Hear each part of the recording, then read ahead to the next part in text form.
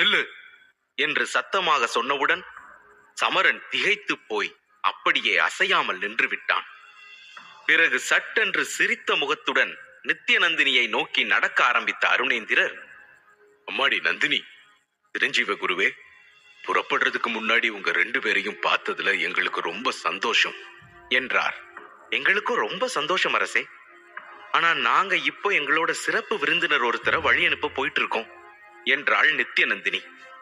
அப்போது அங்கசீலரும் அவர்களை நெருங்கி வந்து முகம் தெரியாத அந்த சிறப்பு விருந்தினரை பார்த்து சந்தேக கண்களுடன், உங்க சிறப்பு விருந்தினர் நம்ம பாஞ்சால நகரத்துல தான் வசிக்கிறாரா? நான் இங்க வந்து கிட்டத்தட்ட 10 வருஷங்கள் ஆகுது. ஆனா இதுவரைக்கும் இப்படி ஒருத்தர் இந்த நகரத்துல பார்த்ததே இல்லையே என்றார். சமரனுக்கு அதை கேட்டவுடன் தூக்கி வாரி போட்டது. நெற்றியில் வியர்வை வழியத் தொடங்கியது.